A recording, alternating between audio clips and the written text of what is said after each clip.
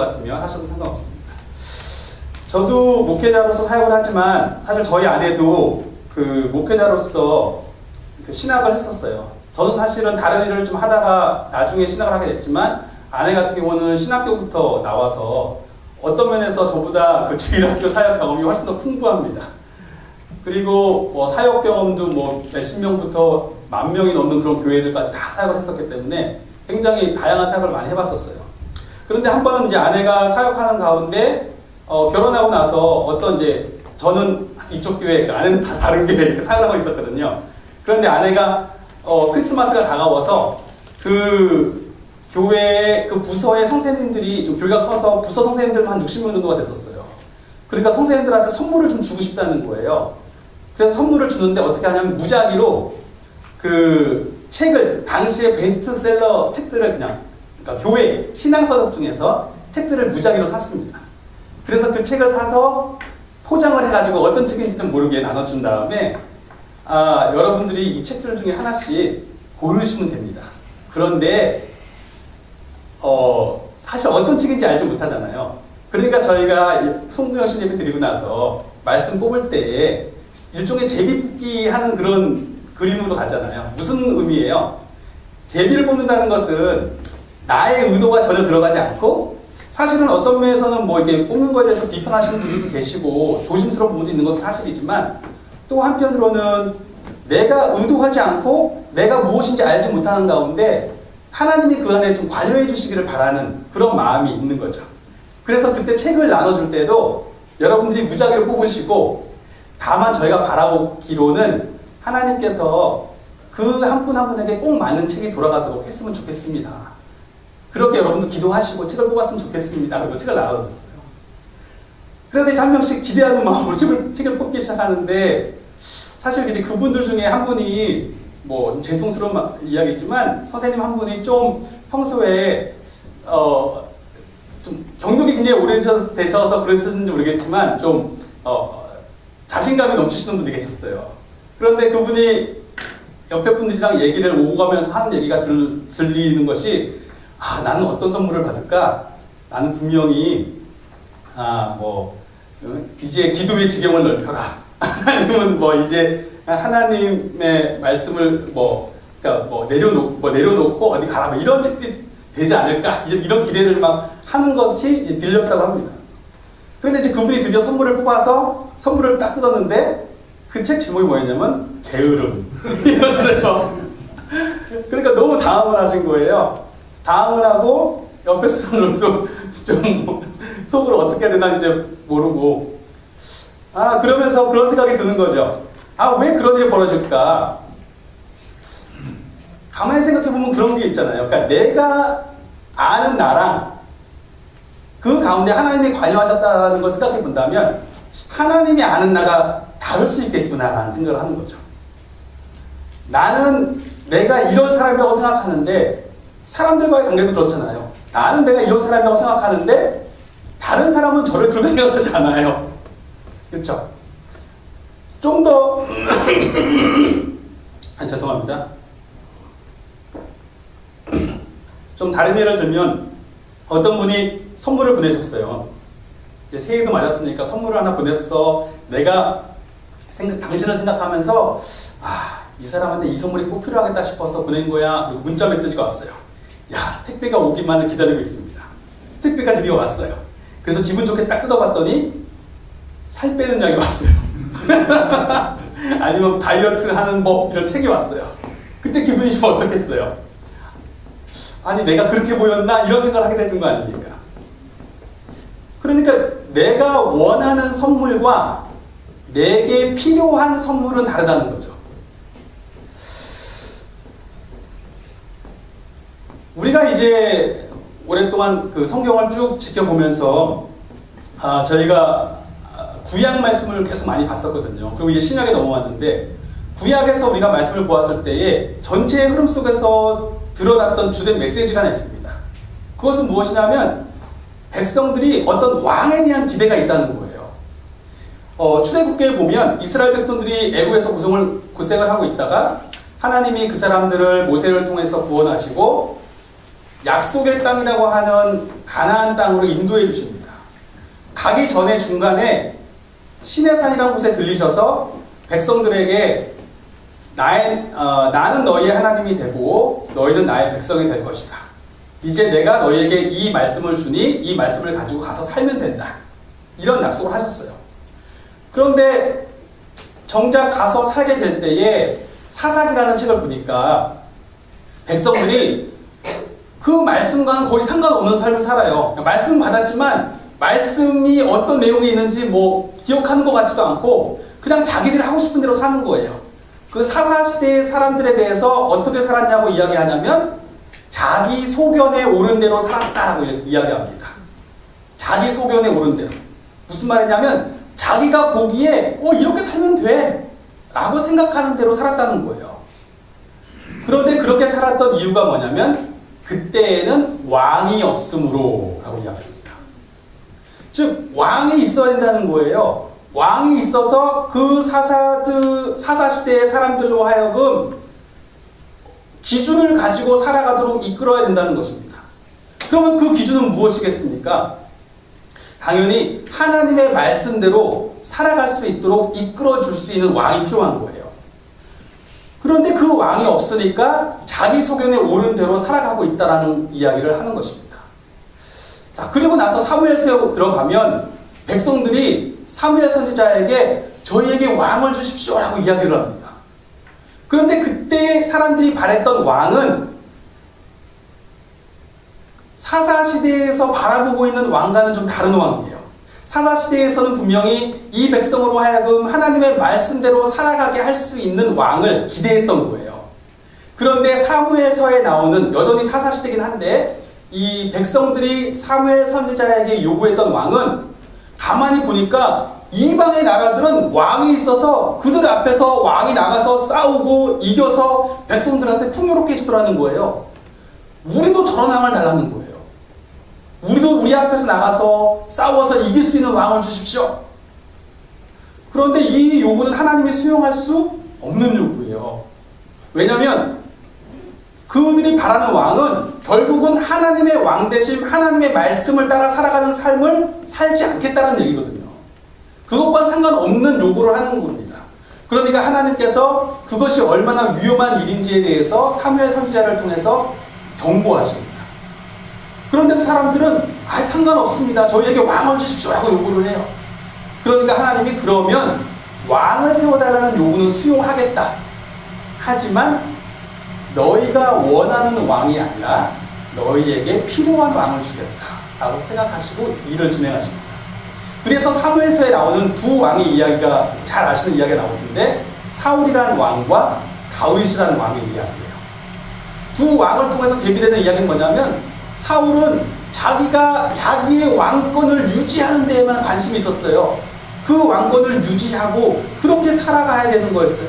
하지만 다윗은 하나님의 말씀대로 이 백성이 바르게 가야 되는데 방향이 있었던, 물론 다윗도 넘어졌지만 그 왕의 대비를 통해서 하나님이 이 백성에게 세우시기 원하는 왕은 그들이 원하는 왕이 아니라 그들에게 필요한 왕, 하나님의 말씀대로 이끌어줄 수 있는 왕을 세우실 것이다 라는 기대를 품게 하시는 겁니다.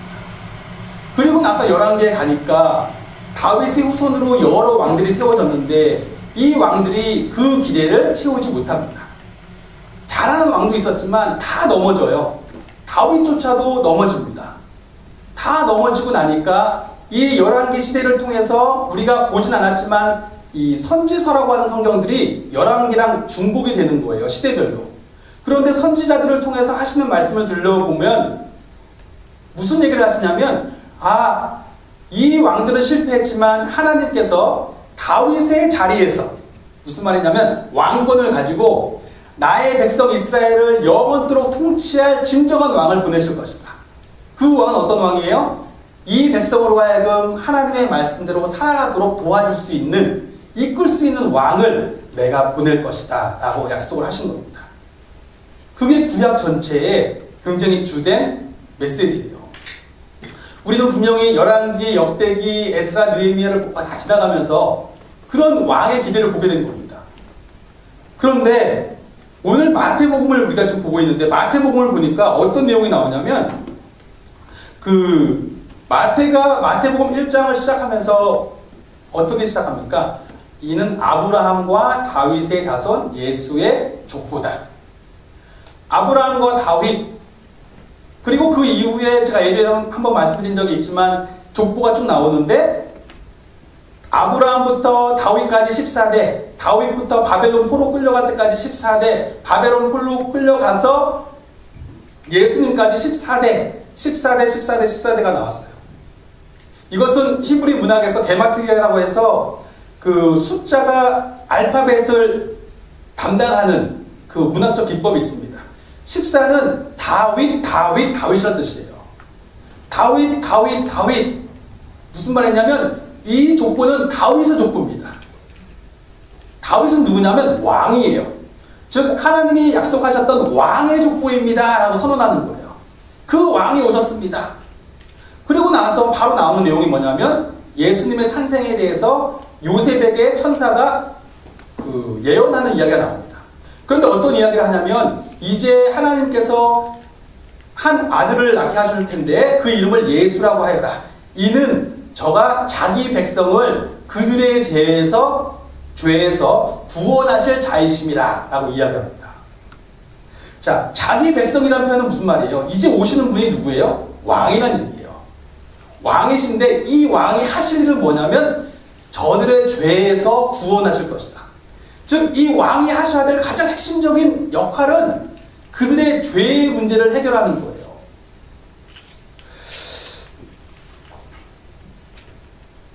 자, 그리고 나서 실제로 이제 나오게 되는 그 왕들의 이야기가 있어요. 그리고 나서 마태복음을 흘러가면서 계속 나오는 이야기는 뭐냐면 이 예수님이 왕이시다라는 걸 확인합니다. 2장에 보면 동방박사가 왔어요. 그래서 뭐라고 이야기합니까? 유대인의 왕으로 나시니까 어디 계십니까? 라고 묻습니다. 그런가 하면 21장에 예수님이 예루살렘에 입성하시려고 하니까 백성들이 그 앞에 나와서 다윗의 자손으로 오시느니요 라고 이야기합니다. 무슨 말이냐면 왕으로 오시는 분이시요 라고 얘기하는 거예요. 그리고 오늘 우리가 읽은 27장에 보니까 어떤 내용이 계속 반복돼서 나오냐면 11절에 어떤 얘기가 나왔어요? 빌라도가 예수님을 신문하면서 너가 유대인의 왕이냐? 라고 묻습니다. 그러니까 예수님이 네 말이 옳다. 그래서 풀어주려고 했는데 백성들이 싫대요. 그랬더니 그러면 그리스도라 하는 이 예수를 내가 어떻게 하면 좋냐? 이때 그리스도가 왕이에요. 당신들이 왕이라고 부르는 이 예수를 내가 어떻게 하면 좋으냐? 그랬더니 십자가에 못 박으래요. 그리고 나서 병정들에게 끌려가고 나니까 병정들이 예수님을 신문하는데 그의 옷을 다 빨개 벗깁니다. 다 빨개 벗긴 상태에서 그 빨간 홍포 어깨에 덮는 이 가운만 덮어주고 나서 머리에는 가시로 만든 면류관을 씌우고 왕관을 씌우고 피가 막 나오겠죠. 그리고 나서 그 앞에서 막 놀리는 거예요. 왕이여, 유대인의 왕이여. 그리고 나서 예수님이 십자가에 못 박히니까 예수님의 십자가 위에다가 뭐라고 쓰냐면 유대인의 왕 예수. 그리고 그 앞에 지나갔던 사람들이 대제사장과 서기관과 장로들 예수님을 십자가에 못 박도록 주도했던 사람들이 머리를 흔들면서 놀리면서 이야기합니다. 저가 이스라엘의 왕이라고 이야기하는데 왕이라면 한번 내려와 보시지. 결국 마태복음 전체는 이분이 바로 왕이십니다라고 얘기하는 거예요. 구약에서 기대하고 있던 그 왕이 오셨습니다라고 이야기하는 것입니다. 그런데 이상한 일이 있어요. 그렇게 기다리던 왕이 오셨는데 아무도 그 왕을, 아무도는 아니지만 사람들이 왕을 기뻐하지 않아요. 오히려 오늘 본문에서 본 것처럼 그 왕을 십자가에 못 박으십시오. 제발 그를 죽여주십시오 라고 이야기하는 거예요. 왜 왕을 거부하지? 왜 거부합니까? 이유는 한 가지요. 그들이 기다리던 왕이 아니었기 때문에. 내가 기다리던 왕은 아니라는 거예요. 내가 기다리던 왕은 어떤 왕이었어요? 사사시대 때 사람들이 요구했던 것과 똑같아요. 우리가 원하는 대로 살아가게 해줄 수 있는 왕이에요. 군사적으로 승리해서 우리로 하여금 풍요를 누리게 해줄 수 있는 왕이요. 이방의 왕들처럼 위에서부터 군림하는 왕이에요. 정말로 십자가에서 내려올 수 있는 권능을 보일 수 있는 왕이길 원하는 거예요. 세상 사람들이 그를 십자가에 못 박으려고 할지라도 감히 그리고 그냥 다 물리쳐버리고 능력으로 내려올 수 있는 그런 왕이에요. 그런데 오신 왕은 자기는 죽으러 오셨다는 거예요. 오히려 그의 왕권이 사람들이 그의 이야기를 듣고 놀래서 이분이 왕이신가 보다. 그분이 행하는 이적을 보고 놀래서 이분이 왕이신가 보다 할 때 예수님은 뭐라고 하시냐면 내가 곧 죽어야 한다는 예고를 3번에 걸쳐서 계속 하세요. 즉 예수님은 나는 죽으러 왔다는 거예요. 십자가에 달리시기 위해 오셨다는 거예요. 이 왕은 내가 원하는 왕이 아닌데? 그리고 그들이 생각했을 때 왕은 인간 왕, 세상의 왕들 같은 왕이어야 되는데 예수님은 죄를 용서한다는 얘기도 하시죠. 죄의 용서는 하나님만 할 수 있는 건데 네가 뭔데 죄를 용서해? 내가 죄를 용서하는 권세가 있다. 무슨 말이지? 신성모독이다. 그러면서 사람들이 받아들일 수 없는 왕이었어요. 이 사람들이 생각하는 왕은 세상의 왕처럼 군림하는 왕, 이방 왕들처럼 그냥 육신을 입고 있는 인간 왕일 뿐인데 예수님은 오히려 아래로부터 시작해서 십자가에 달려 죽겠다고 하시지, 또 자신이 자꾸 신성을 가진 분이라고 얘기하시지, 그러니까 도저히 납득할 수 없는 왕이었습니다. 그런데 사실 하나님도 이걸 아셨을 거 아니에요. 하나님도 백성들이 원하지 않는 왕을 보냈을 때, 아까 얘기했던 것처럼 백성들이 내가 원하지 않는 선물을 보냈을 때 딱 꺼내는데 다이어트 식품이에요. 그래서 몇 프로 딱 던져버릴 거 아니에요. 분명히 이 선물이 사람들을 기분 나쁘게 할 걸 알고 계셨을 거예요. 사람들에게 거부받을 거를 알고 계셨을 것입니다. 그런데도 불구하고 왜 보내셨습니까? 이유는 한 가지입니다. 그들이 원하는 왕과 그들에게 필요한 왕은 달랐기 때문입니다. 하나님은 정말 그들에게 필요한 부분이 뭔지를 아시는 거예요. 그 부분이 해결되어야만 그들이 하나님 백성의 삶을 누릴 수 있다는 걸 아시는 겁니다. 어떤 사람이 완벽한 신부를 찾아서 한평생을 결혼을 안 하고 찾아다녔다고 얘기를 해요. 그런데 이제 죽게 되었어요. 나이가 들어서. 그러니까 친구가 와서 하는 얘기가, 아니 그 한평생 동안을 완벽한 신부를 찾아 살아다녔는데 자네 그런 여자를 한 번도 못 만났나? 만났지. 그런데 왜 결혼을 안 했는가? 그 여자는 완벽한 신랑을 찾더만. 무슨 말이에요? 내가 누구인지를 모르는 게 굉장히 중요한 부분이에요. 내가 누구인가? 자기가 하나님이 보내신 왕이 내게 필요한 왕인지를 알기 위해서는 내가 누구인지를 알아야 된다는 것입니다. 자, 하나님이 보내시는 왕이 필요한 그 이스라엘, 그 백성들이 어떤 사람들입니까? 이미 우리가 얘기했던 것처럼 어떤 사람들이에요? 자기 소견에 옳은 대로 행하고 싶어하는 사람들이에요.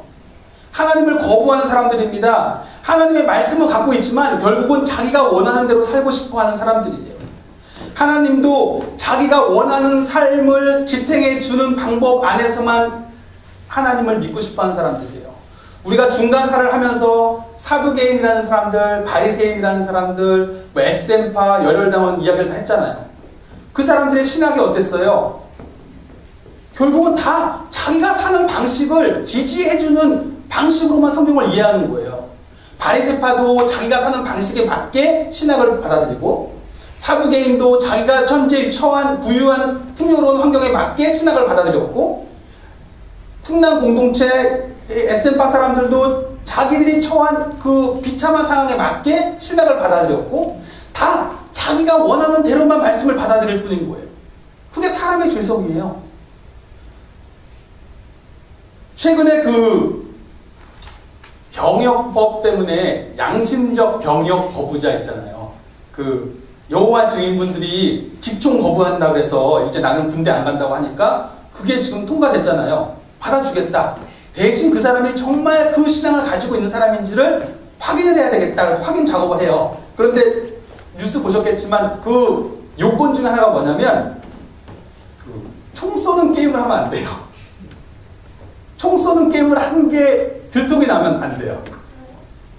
왜냐면 군대 가지 않는 이유가 군대에서 총 쏘는 게 싫다는 거예요. 사람 죽이는 게 싫어서 못 간다고 이야기를 했는데 그렇게 말을 해놓고 게임은 총 쏘는 게임을 해요. 그러면서 병역법에서 이렇게 명시한 바가 뭐였냐면, 한 사람의 신념이 분명하다는 것은 그 사람의 삶의 일부가 아니라 전부가 죄송합니다. 그 신념의 영향력 아래 있음이 나타나야 된다. 이 얘기예요. 그 사람이 나는 이 신념을 따라 살아가라고 이야기하는데 그 삶의 일부만 딱 그게 보이는 거예요. 군대 가는 문제에 있어서만 자기는 그 문제가 중요해. 그러면 안 된다는 거예요. 삶의 전부에서 그게 다 드러나야 된다. 신앙은 그런 것이라는 거예요. 그런데 사실 사람들은 신앙이 자기 삶의 전부이기를 원하지 않습니다. 신앙이 여전히 내 삶의 일부이기를 원하고 내 삶의 주변부이기를 원해요. 내가 신앙도 좌지우지할 수 있는, 나한테 마음의 평안이 필요하면 교회 한번 가고, 평안이 필요하지 않으면 안 가도 되고, 내가 하나님을 찾지 않아도 될 만큼 상황이 좋으면 그냥 살면 되고, 상황이 열악해서 하나님을 찾아야 될 상황만 되면 그때 하나님 찾고, 결국 만약에 그런 논리라면 나의 삶의 방식을 해결해 줄 수 있는 다른 길이 있다면 언제든지 그 길을 찾아서 갈 수 있는 거예요. 실제로 이스라엘 백성의 삶에서 모습이 그런 거였잖아요. 우리가 열왕기에서 보는 모습이 다 그런 모습입니다. 그리고 결국은 그렇게 하나님을 전적으로 의지하지 않기 때문에 왜 기도해야 되는지, 왜 말씀 가운데 살아야 되는지를 경험해 그 필요성을 못 느껴요. 왜요? 그렇게 의지해 본 적이 없기 때문에, 하나님께 기도해 본 적이 없기 때문에 그 능력 자체도 경험해 본 적이 없는 거예요. 그런데 그것이 바로 성경이 말하는 죄의 모습입니다. 하나님을 거부하는 것. 스스로 결국은 내가 하나님처럼 되어서 하나님조차도 나의 삶의 일부로 내가 좌지우지하며 살겠다는 것. 그것이 사단이 뱀으로 위장한 사단이 하와에게 속삭였던 대화예요. 하나님의 말씀대로가 아니라 너가 하나님처럼 되어서 하나님의 말씀도 너가 좌지우지할 수 있는 상황. 결국 그렇게 사단의 말의 영향력 아래 살게 되는 모습이 죄의 모습인 것입니다.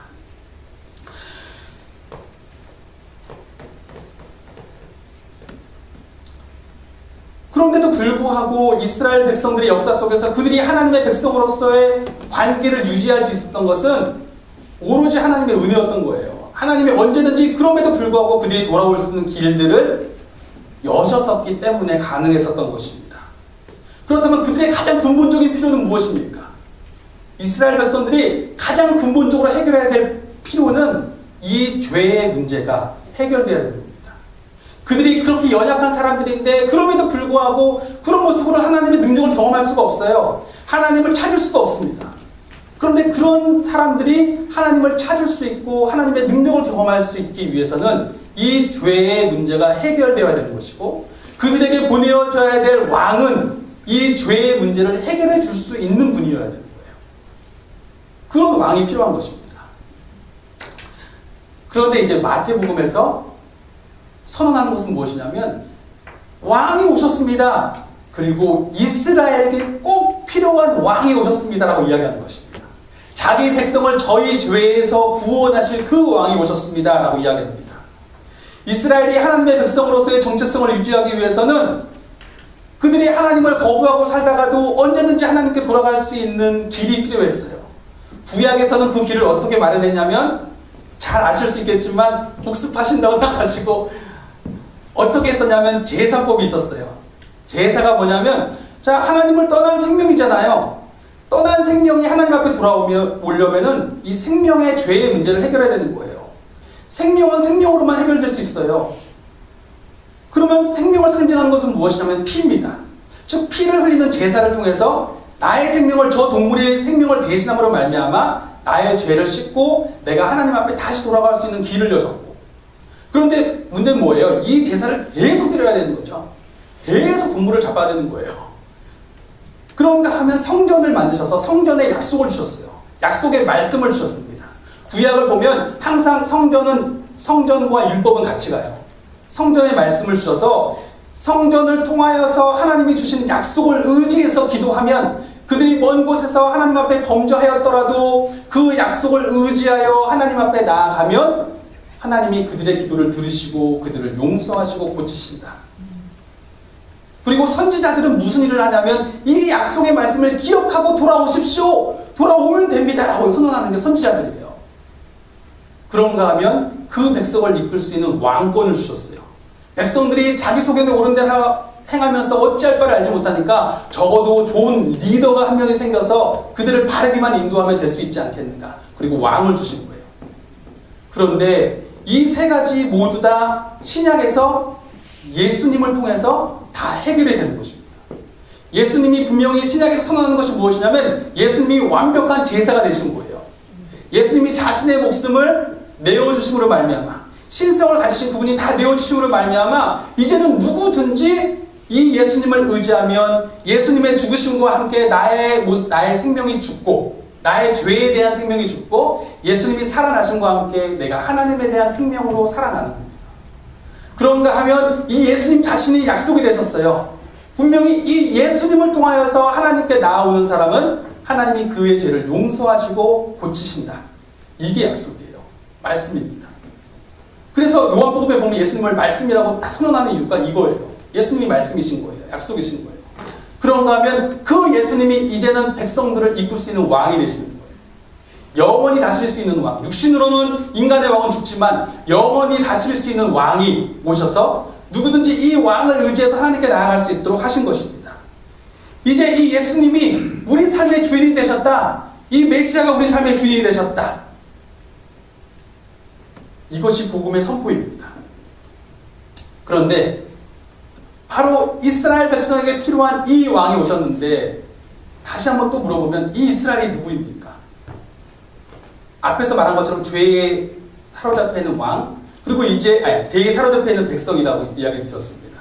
그리고 이제 오실 왕은 그 모든 문제를 해결해서 하나님과의 은혜의 관계 속에 나아갈 수 있게 하시는 왕이 오셨어요. 그런데 이 이스라엘이 역사 속에 있는 이스라엘만 이스라엘이냐, 이스라엘인가를 여쭤보는 겁니다. 그렇지 않다는 거예요.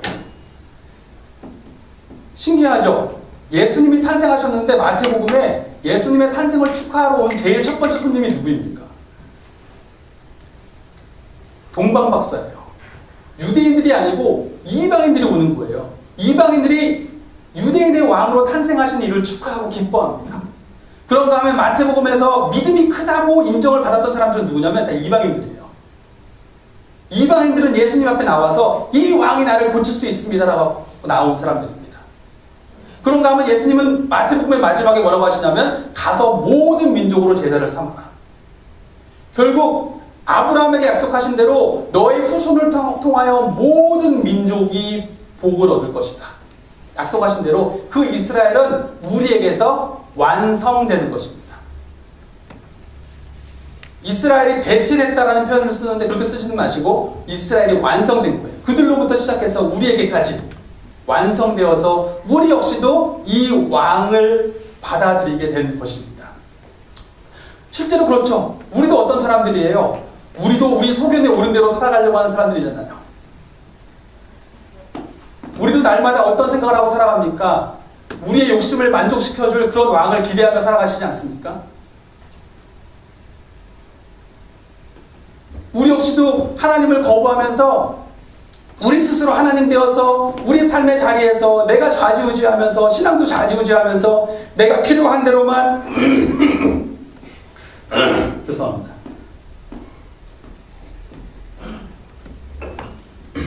하나님께서 이렇게 가래가 꼈을 때 기침하면은 이 가래가 사라질 수 있게 해주시고 물 마시면 사라질 수 있게 해주시니까 이것도 얼마나 은혜인지 몰라요.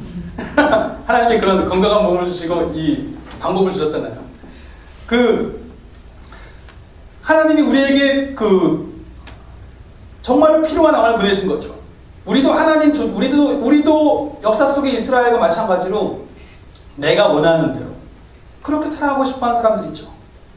하나님도 결국은 내가 필요할 때만 찾고 싶어하는 사람들이죠. 그렇지만 그렇게 살다가도 삶의 어떤 한계에 부딪힐 때가 와요. 말할 수 없는 삶의 두려움들에 사로잡힙니다. 사실은 저희 자신을 잘 지켜보세요. 우리가 얼마나 자주 그리고 얼마나 쉽게 두려움에 불안에 사로잡힙니까? 잘 살다가도 순식간에 어떤 일만 딱 생기면 순식간에 제 생각이 그 불안을 향하여 치달아요. 그냥 저의 생각이 이 일로 인해서 어떻게 될까 막 그 두려움에서 치닫습니다. 그게 저의 모습이에요. 어찌할 바를 알지 못하는 거예요. 그렇게 되면은 도대체 누구에게 하소연해야 될지, 누구에게 도움을 구해야 될지 모르는 거예요.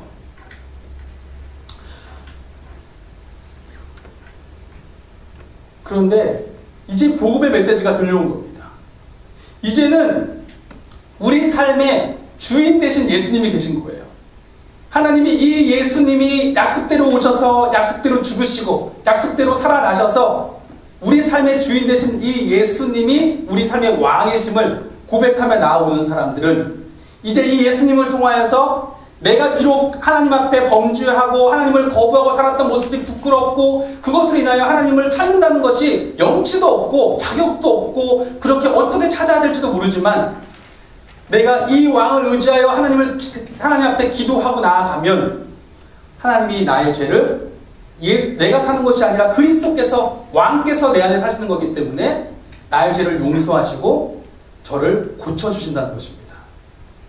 이게 복음이에요. 그전에는 이 두려움과 염려에 사로잡혀서 어떻게 해야 될지 몰랐습니다. 아까도 말했지만 나의 생각이 늘 다따르는 것이 두려움이에요. 겉으로 보시기에는 어떻게 보일지 모르지만 말끔해 보일지 모르지만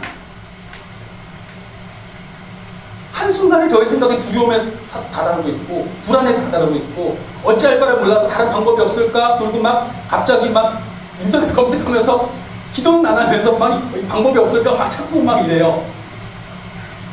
그런데 하나님이 나의 삶의 주인 되셨다.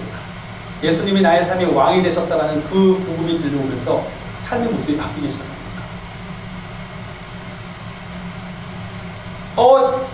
진실로 나의 삶의 주관자 되신 분, 진실로 세상을 창조하셨고 우리 삶을 다스리고 계시고 그가 여시면 닫을 리가 없고 그가 닫으시면 열 리가 없는 그 권세자가 나의 삶의 주인이 되셔서 이젠 내가 살아도 주의 것, 죽어도 주의 것, 살아도 주님의 것이고 죽어도 주님의 것이고 나의 몸도 주님의 것, 나의 영혼도 주님의 것이라고 하셨기 때문에 내가 그분께 구하는 거예요. 그전에는 일이 생겼을 때에 어찌할 바 몰랐는데 이제는 주님께 나의 삶의 주관자 되신 예수님께 구하게 되는 거예요.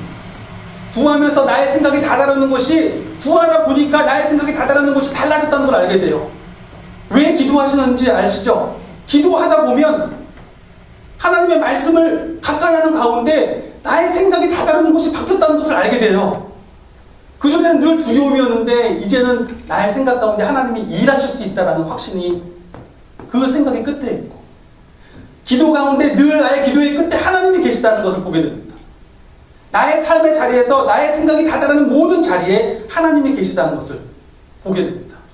그리고 그렇게 의지하기 때문에 실제로 하나님이 고치시는 분이세요. 역대하 7장 14절에 우리가 많이 말씀드렸던 솔로몬에게 주신 약속이 무엇입니까? 나의 백성이 다 겸비하여서 기도하여 나의 얼굴을 구하고 그 악한 길에서 떠나면 내가 하늘에서 듣고 내가 듣겠다 말씀하셨어요. 그 들으심이 뭐냐면 그들의 죄를 고치고 용서하고 그들의 땅을 고쳐주겠다.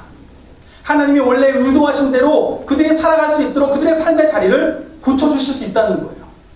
그전에는 그렇게 고치실 수 있는 하나님을 알지만 그런 하나님을 인정하지도 않은 사람도 있고 인정해도 감히 나아갈 자신이 없었는데 이제 그 약속을 의지해서 하나님 앞에 하나님이 그 주관자이심을 인정하며 약속을 의지해서 나아가면 하나님이 용서하시고 그들의 삶의 자리도 고쳐주실 수 있다는 것입니다. 하나님께서 나를 고쳐달라고 기도할 수 있는 게 얼마나 큰 은혜예요. 그 담대함이 있으십니까? 그 담대함이 있다는 것. 하나님 오늘 사실 제가 생각해보면서 예배 자리에 나올 때 저도 마찬가지고 마음의 괴로움들이 있어요. 어떤 분들은 말씀하시지 않겠지만 육신의 문제가 있을 수 있고 어떤 분들은 관계 속에 힘들어하실 수도 있고 어떤 분들은 상황 속에서 힘들어할 수 있습니다. 그런데 그것을 나의 힘으로 어떻게 해결해야 될지 모르겠는 거예요. 그런데 정말 삶의 주관자 되신 그분, 그래서 그분께 내가 구할 수 있다는 사실이 얼마나 큰 은혜인지 모릅니다. 나를 고쳐주실 고쳐주십시오. 주님, 내가 자격이 없지만 이제 예수님을 의지해서 나아가오니 나의 죄를 용서하시고 나의 삶의 자리를 고쳐주십시오. 깨어져서 어쩔 바를 모르던 나의 관계를 고쳐주시고 늘 불안함과 두려움 속에서 어쩔 바 모르는 나의 마음을 고쳐주시고 하나님, 이 육신의 벽에서 나를 고쳐주시고 어쩔 바를 모르는 이 상황을 하나님께서 고쳐주시옵소서. 그렇게 기도하며 나아갈 수 있는 거예요. 그리고 그렇게 기도할 때에 하나님이 그 기도를 들으십니다. 예수님을 의지해서 기도할 때에 그 기도 가운데 역사하시는 것을 우리가 믿음의 선진들이 고백한 것이 무엇이냐면 이 기도를 하는 이유는 그것이 하나님 앞에서 들으심을 입었기 때문에 기도하는 것입니다 라고 얘기하는 거예요. 그렇게 기도할 수 있는 것. 중요한 것은 이 복음이 선포되었지만 반응은 시시각각입니다. 어떤 사람은 이 복음을 듣고서도 별로 마음에 감동이 없을 수 있어요. 왜요? 나는 이 복음이 없어서 충분히 잘 살고 있어. 나는 완전하고 나는 고침받을 이유가 없고 나는 다 좋아라고 생각한다면 내가 하나님 앞에서 이 왕이 오셨다라는 사실이, 내가 이제 하나님 앞에 나아가 담대히 나를 고쳐달라고 기도할 수 있다는 이 사실이 그다지 달갑지 않을지 모릅니다. 오히려 누군가를 그렇게 고쳐주신다는 사실에 불쾌할지도 몰라요. 하지만 내가 오후 5시까지, 지난주에 설교했던 것처럼 오후 5시까지 아무도 불러주지 않는 사람이라면, 정말 주인의 은혜로만 부르심을 받을 수 있는 그런 사람이라는 것을 안다면, 나는 누군가에게 고침을 받아야 되는 사람이고 나는 정말 하나님의 은혜가 아니고는 용서받을 수 없는 죄인임을 안다면 이 복음은 정말 놀라운 소식입니다. 내가 이제 나 같은 사람도 하나님 앞에 구할 수 있구나. 나 같은 사람에게도 하나님의 고치심을 구할 수 있는 길이 열렸구나. 여러분은 스스로를, 저도 마찬가지고 우리는 스스로를 누구로 찾고 계십니까? 나는 이른 아침에 부름받은 일꾼입니까? 아니면 오후 5시에 부름받은 일꾼입니까? 만약에 내 자신이 나는 고침받아야 되는 사람입니다. 나는 나중된 사람입니다.